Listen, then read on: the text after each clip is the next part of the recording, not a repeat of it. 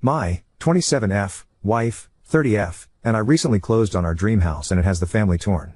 Years ago my grandparents owned the family home, but when they died unexpectedly with a lot of medical debt and expenses our family had to sell their house. It was heartbreaking and sad and I decided as a small child that one day I would buy the house back. I shared those dreams with my sister.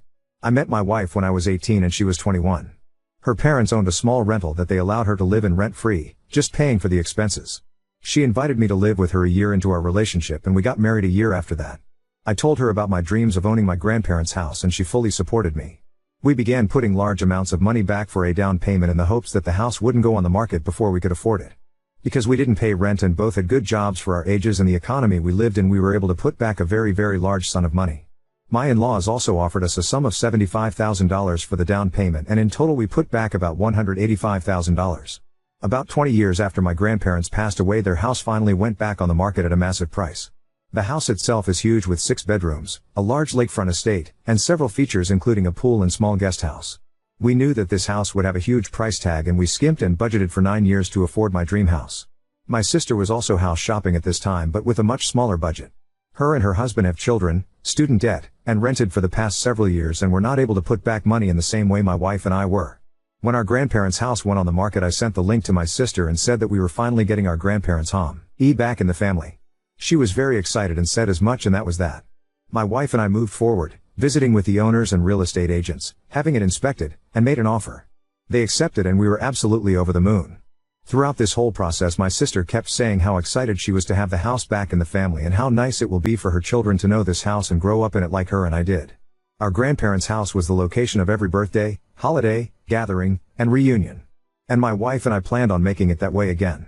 Which was why what my sister said didn't raise any red flags. Weird that she'd phrase it that way but not concerning. We had a barbecue at my parents' house to celebrate the final closing of our house. During the dinner my mill offered to kennel our dogs while we were in the stages of moving to keep things easier and them safe and that was when my sister piped up. She asked why our dogs needed to be watched when the real issue was her kids. My wife asked what she meant and she said that her kids will need more supervision than our dogs and that she was confused as to why we'd be so busy that our dogs needed watching. I told her I was the one confused. I didn't know she was helping us move and that if her kids couldn't reliably be left to their own devices then she absolutely did not need to help us pack. My sister proceeded to ask why my wife and I would be packing. I told her the obvious, we just closed in a house? For length reasons I'll leave out a lot of the back and forth but here's the gist of it. My sister had it in her head that we were buying the house to either A, rent to own it out to her family or B, transfer the title to her name and have her pay us back in time. Yes, that is literally what she was thinking. Despite us never discussing anything like that once. When I told her that was not happening my sister threw a fit. She was pissed because this was her dream too, and that it wasn't fair that only one of us could live it. That since she had children they deserved to grow up in the family home and what did my wife and I even need all that space for? My wife told her that it isn't the family home anymore. It wasn't left in a will, we purchased it and now it is our home. And we decide what we will do with it. My sister told my wife to shut up and that she had no say in this family discussion. I informed my sister that if she spoke to my wife that way again we would not be having any kind of contact with her anymore. That she doesn't get to assume we're giving her a house and then throw a hissy fit when she's put in her place. And we left. My in-laws spoke to us on the matter a few times but all told us we were in the right and that my sister was very out of line. I assumed everyone would agree but if they did I wouldn't be on this thread. I got texts and voicemails from my parents saying that we were out of line threatening my sister. They told me they were disappointed in me for taking my sister's dream from her and that I don't have kids so I can't understand or want to provide them with a good home and childhood like she had. That it's only fair we set up a way to give her the house and that we could afford to find something else. Even my more distant relatives have said that it was cruel of us to take that from her. I'm honestly super shocked and taken aback. I've seen stories similar to this on Reddit, entitled people thinking they should get their relatives' houses, but I never expected to live it. This feels surreal and I hate that we're starting this new chapter out on such a sour note. Ada for buying my sister's dream house? Edit. Wow, this blew up in such a short amount of time. Thank you for your support and if this continues to be interesting and not blow over I'll definitely update. Yes, this unfortunately is a real situation. And in case anyone is curious. Yes, the house is big and expensive but it's several, why outdated? Which is why the size and features don't exactly match the price in today's housing market. Like I don't think any owners after my grandparents renovated a single thing. Also I am a woman lol. Update 1. To those who suggested getting a security system in place, we are going to do that, but the house is not in a place where a security system can be installed. For the time being we're looking into getting some battery power trail cameras as suggested by one Redditor. I can't find your comment in the sea anymore but you know who you are. We don't have to worry about internet access and they won't be in the way of renovations. We are restoring the house back to its original glory, pre-carpeted bathrooms and mismatched wallpaper. Besides fixing broken shit and upgrading old appliances, we'll be having the floors redone, paint, wallpaper, new windows, and opening up some walls that shouldn't be there. For the next 2 weeks my wife and I will be meeting with people coming out to work on electricity, plumbing, and a few other things, and we do have a consultation with a home security company. Along with cameras, we're looking to get alarms and door codes and set up an access gate around the property. One of those that needs either a passcode or to be let in by someone in the house. We've already made an appointment to have the locks changed and aren't concerned about my family trying to squat there. My in-laws have allowed us to park their camper trailer on the property while work is being done, not only for peace of mind but to avoid commuting back and forth multiple times daily. For the actual update. I was hesitant to post this update since it's so soon after my original post, but I guess enough has happened for it to be useful information. The events of the barbecue took place last week, but I only got around to writing it all out yesterday. I sent a message to my parents and siblings yesterday evening asking to meet up to talk things through and try and figure what's wrong and what exactly the hell is happening. Earlier today my wife and I met my parents and my brother's family at his house before my sister arrived. I let them know that if they tried to interrupt or control the conversation we would leave. I told them that I never once even suggested my sister would be allowed to rent out the house or buy it from us. That you didn't know where she got the idea from, and showed them the text strings where I first sent her the listing and every conversation where I updated her on the progress. My mom asked to see the rest of the conversations about the house and I told her there were none. She informed me that my sister told them all that we had made an agreement that my wife and I would purchase it and then rent it out to my wife's family until they'd paid enough to buy it. That we would live in the guest house and they'd get the main house. She told them that we had went back on our deal and had absolutely shattered her dreams of raising her kids in the house she grew up in. We gave our side and it wasn't difficult at all to convince my parents that we were telling the truth. With the lack of evidence on my sister's part and absolutely no legal documentation, my parents didn't even attempt to try and back up what she told them. My parents were very apologetic and let us know that they never would have said those things to us had they known the truth, and that they supported us 100%. My brother was supportive of us as well, but he was never one of the people harassing us over this, so his reaction is less important. Around then my sister and her husband showed up. My Bill is a doormat and will give my sister whatever she wants, so I wasn't expecting much from him. I asked her to produce any of the necessary evidence to prove that I told her we'd rent the house out to her. That her lie was ill-conceived and that she better have a good explanation. She attempted to suggest that I had deleted the conversation, but when she couldn't produce said messages, either her story fell apart. She started crying, saying it wasn't fair that we got everything handed to us and that we didn't need a house this big and that we were rubbing our wealth in her face. So to my understanding she thought she could trick everyone into bullying us into renting our house out to her? I guess? Like some kind of fucked in the head Scooby-Doo villain? Instead of using ghosts to scare us away, she's using a fake rental agreement that she didn't even attempt to make look or sound legit. We let her know that she had a lot of apologizing to do before we'd consider having a relationship with her moving forward, and that she wouldn't be welcome in our home for a long time. At the moment our relationship with my parents is rocky at best, for obvious reasons. They let us know that they're here to support us if we need moving assistance or help with renovations, but it'll take some good hard thinking to decide if we're okay with that. We will not be giving anyone in my family a spare key, but my wife's parents will receive one for emergencies. The house won't be in a state to host guests for a bit, so we are choosing to cross the "can my family be trusted" at our home bridge when we come to it. To answer some common questions I've noticed in the comments. My sister obviously has some screws loose, but my parents don't really coddle her. She's what you can consider the golden child, and the baby, but honestly most of her antics up until this point were just one-upping achievements during our childhood or seeking more attention from our parents. She's dramatic, entitled, and a little selfish, but has never displayed this level of crazy before.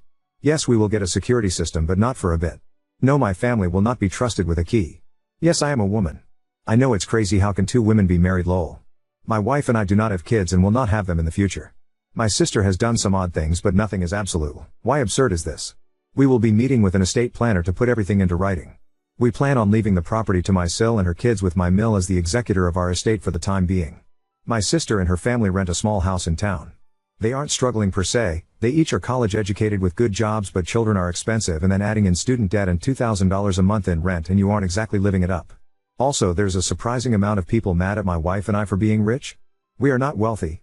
My in-laws are comfortable and are generous enough to allow us to occupy their rental at no charge. They bought a new house decades ago and just didn't sell their previous one. So they allowed my wife to live there. The down payment was my wife's college fund from years ago. Her parents put money in it, but when she decided to go into a trade they kept the money and saved it specifically for the purpose of a down payment. When we told them that the house was up for sale, finally they offered the college fund they had kept for her. We worked good paying jobs but were able to save so much because we didn't have to pay $2,000 a month for housing. We did skimp and save, and we did damn well earn it. We lived below our means and spent years foregoing any kind of luxuries to afford something we wanted. So yeah, not as drama filled as a lot of people were expecting or hoping.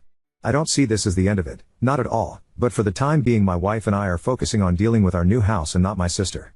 She's blocked on both our phones as of this morning and I'm not sure when I plan on unblocking her. Now on to next story. Girlfriend's friend constantly crosses boundaries and makes polygamous jokes, but when I finally stood up for myself, she expects me to apologize. My girlfriend is bisexual and primarily dated women before we met. We're getting serious and talking about getting married. We've dated for over 2 years. But recently she's been making a lot of polygamous jokes and I'm not really into it. She has this friend that I get the feeling is just waiting for a hiccup in our relationship to make a move. She's bi and openly makes jokes about being sexual with my girlfriend. I've shared that I don't like it before, but she jokes that I'm gay for not being into it. Maybe I could be into an experience, but honestly, this person just makes me uncomfortable too often. Besides that, she's just not my type sexually. We had a long conversation around COVID about she wanted to be referred to he/him, so I did. 2 years later he wanted to be referred to as they/them, so I did. Recently she's circled around back to she/her, which is fine. But the whole time she dresses like a Kyle. For those of you that are unfamiliar, a Kyle is a kind of guy that wears Fox apparel, washes down vape with a Monster Energy drink. She would be attractive, but it's like her idea of masculinity was formed from high school douchebags, not 30-year-old men. Anyway, Saturday we got into a fight because we had some friends over. Kyle was the last one to leave, we'd all been drinking. I was in the kitchen putting away some food and I see this asshole put his hand on my GF's ass. I let her know right away, that's the line, you crossed it, stop. My girlfriend gives her classic that's just how girls joke and goes. They did this silly little dance twirl thing that ended my GF on Kyle's lap. I'd had enough and stepped into the room. My GF doubled down and said that most guys would be dying to fool around with 2 women. I was blunt and said that I was uninterested in sharing her with anyone. Kyle then said something like maybe I could strap one on, maybe you'd prefer a man. I was drunk, this asshole had his hand on my GF's waist, and my GF on her lap. I lost it. I don't remember what I said exactly, something like if you were a man you would have been kicked out or knocked out already.